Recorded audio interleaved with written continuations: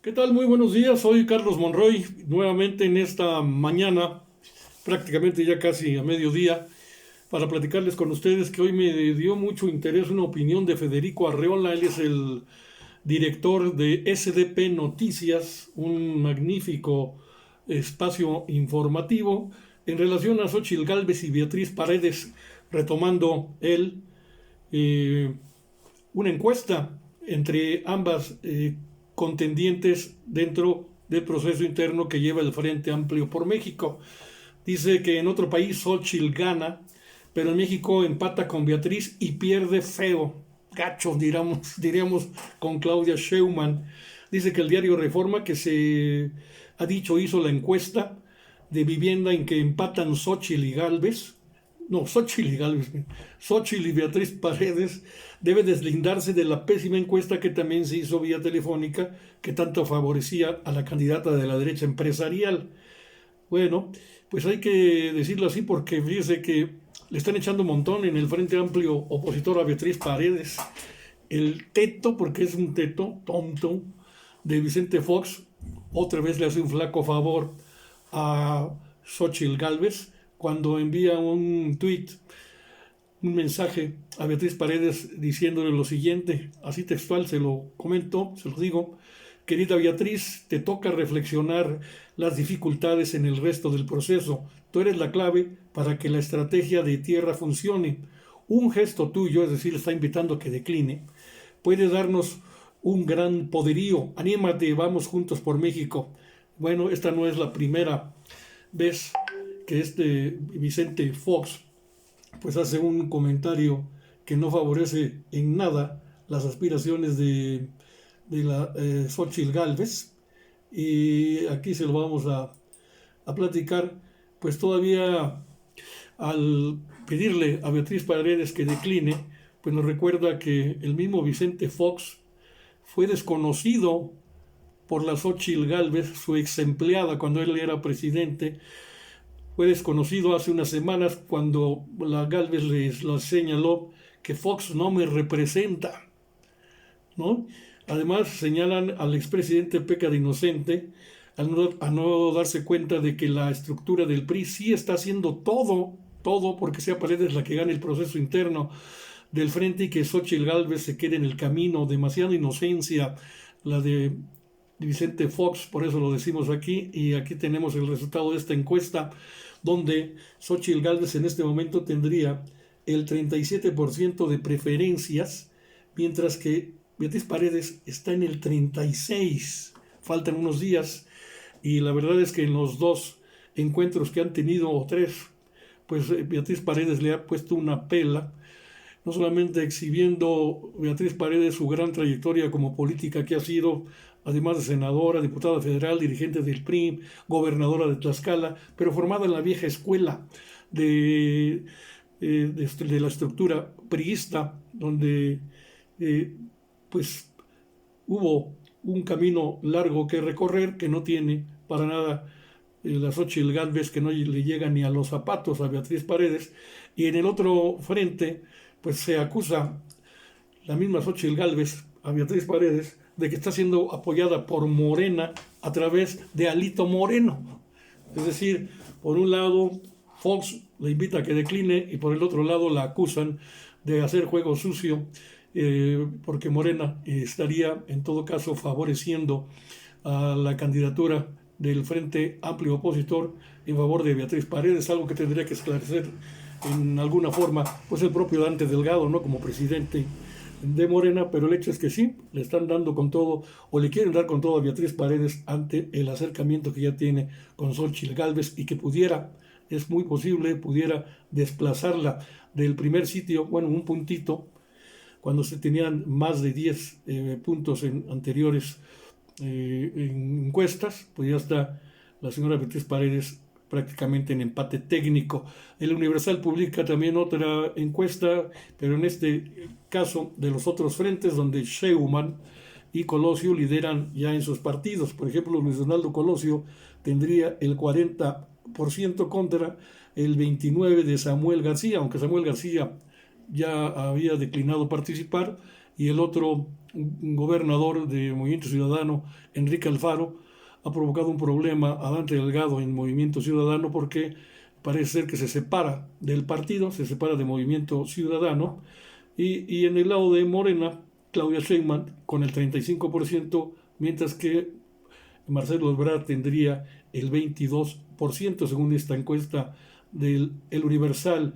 Pero ahora que nos vamos a la figura de Noroña, que por cierto hoy cerrará su último evento en el Estado de México, estará en Ecatepec, en Tulpetlac, este miércoles 23 a las 5 de la tarde, aquí en el Estado de México, Ecatepec, recuérdenlo, Tulpetlac.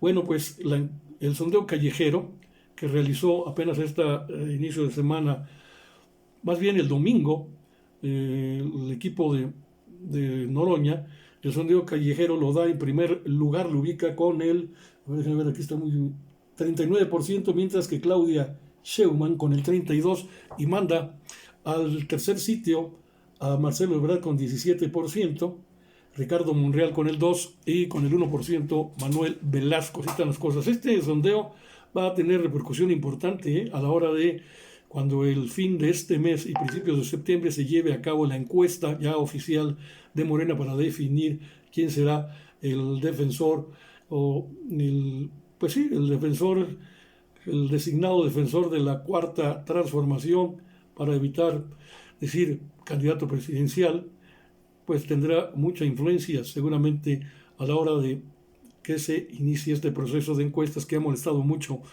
a Noroña, quien le va a reclamar o ya le reclamó a precisamente a Delgado, a Mario Delgado, presidente de Morena, y al propio Arturo, ahí se me va el nombre, Alfonso Madrazo, que es el presidente del Consejo Nacional del partido, puesto que dicen en la cuestión de las cartulinas que dicen Noroña es pueblo, pues no bajan los espectaculares, pero quieren que se bajen las cartulinas de Noroña es pueblo. Imagínense qué tamaño de disparidad, de disparate y también de molestar al equipo de Noroña, estar atentando también contra su propia participación, porque es a todas luces claro que esto es una maña interna que sale desde Morena para, repito, molestar la campaña de Noroña, quien es el que menos ha gastado dinero, imagínense, con cartulinas, y ahora pues pretenden que los 5 millones de pesos, que ya todo el mundo lo está justificando, cuando Adán Augusto ha tenido cientos de espectaculares en la República, y eso cuántos costarán. Aquí se decía de Alejandra del Moral en el momento de su campaña, antes de la campaña incluso, había gastado entre 30 y 40 millones de pesos en espectaculares en el Estado de México.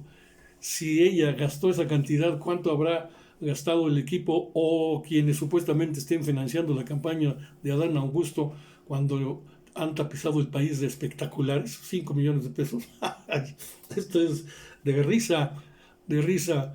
Por eso hay mucha molestia también en Morena, que dice cómo es posible que estemos utilizando en este proceso las mismas mañas que siempre combatimos en el PRI y ahora las estamos practicando en Morena. Bueno, en otra cuestión, ¿para quién trabaja el ministro Luis María Aguilar? ¿Quién le paga? Esta es una denuncia que nuevamente hace AMLO en las críticas a este ministro, le repito el nombre, Luis María Aguilar, al no atender un expediente de empresa que debe 25,000 millones de pesos tras 8 meses. Así se lanzó AMLO en contra de este ministro por no atender este expediente que está en el SAT por un monto de 25,000 millones de pesos. En 8 meses de haber llegado a sus manos no ha hecho nada. Y en contraste, dice AMLO, en tan solo 3 días hábiles resolvió la solicitud de amparo promovida por los gobernadores de Coahuila y Chihuahua para impedir la distribución de los libros de texto gratuito. Entonces, por eso la pregunta, ¿para quién trabaja este sujeto, este ministro? ¿Le importa que los niños tengan libros de texto? Dice AMLO. ¿Están pensando él que si se quedan sin libros los niños, sus padres no tienen para comprar libros?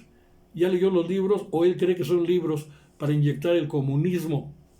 Así es la crítica fuerte que hace AMLO a esta conducta del ministro, y a su vez Olga Sánchez Cordero, senadora por Morena, ex secretaria de Gobernación del gobierno de AMLO y también fue ministra en retiro de la Suprema Corte de Justicia de la Nación, pues hoy explicó, o ayer, que el Poder Judicial no actúa por consigna porque no van en busca de asuntos que resolver, luego de que Luis María Aguilar fuera acusado precisamente por el presidente de retrasar el caso de una empresa deudora de impuestos. Dice la señora Cordero que todo el Poder Judicial resuelve a instancia de parte, no va buscando los asuntos por todos lados a instancia de parte y tiene que, a instancia de parte, resolver.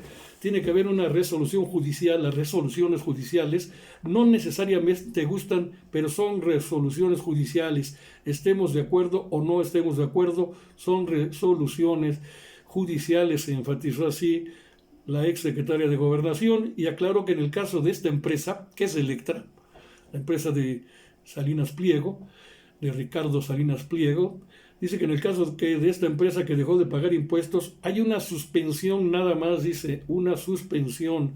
Esta suspensión es impugnable. Ya impugnó la Consejería Jurídica y vamos a esperar qué dice el Pleno de la Sala o el Pleno de la Suprema Corte sobre esta suspensión, porque al final del día todas las resoluciones son impugnables hasta que llegan hasta la última instancia, o sea, es el Pleno de la Suprema Corte de Justicia de la Nación o el Pleno de las Salas quien dictaminarán al final. Por su parte, Armenta, el presidente del Senado, Alejandro Armenta, pidió que a la brevedad el ministro Aguilar resuelva el amparo en revisión interpuesto por una empresa que presuntamente ha impedido el pago de 25 mil millones de pesos a Hacienda producto de sus impuestos. Lo exhorto más bien, dijo Armenta, a este ministro para que esté del lado del país, para que esté del lado de México y evite el saqueo fiscal que en el viejo régimen se hacía a través de la condonación de impuestos. Es vergonzoso, reitera Armenta, que un ministro de la Corte se ponga del lado de empresas extranjeras o de corporativos que buscan el amparo y la complicidad de un órgano del Poder Judicial para dejar de pagar sus impuestos. Todos los mexicanos pagamos impuestos, este sujeto, ¿por qué no? Y bueno, así está el conflicto entre el gobierno federal y Ricardo Salinas Pliego, quien es el dueño de Electra y también de TV Azteca, por este adeudo fiscal que supera los 25 mil millones de pesos, como les decía. Y ante esto, el propio Ricardo Salinas Pliego en un tuit respondió minimizando la noticia del adeudo, dando a entender que todo es parte, porque ellos dijeron que los libros de texto de la Secretaría de Educación Pública eran comunistas, y así Salinas Pliego también defendió al ministro Luis María Aguilar. Ahí está, ¿no? Ahí está la relación entre el patrón y empleado. El patrón es Salinas Pliego y su empleado Luis María Aguilar, señalando que de no atraer el caso del adeudo de Electra para que no se resolviera, indicando que era inocente. Y por otro lado, atacó a los jueces, más bien dice Salinas Pliego, que atacar a los jueces con calumnias, refiriéndose a las declaraciones del presidente, e intentar engañar a la gente diciendo que trabajan para intereses particulares, no creo que sea una buena idea. Acuérdense que para tener lengua larga hay que tener cola corta, pero allá ustedes, afirmó el magnate. Bueno, para tener lengua larga hay que tener cola corta.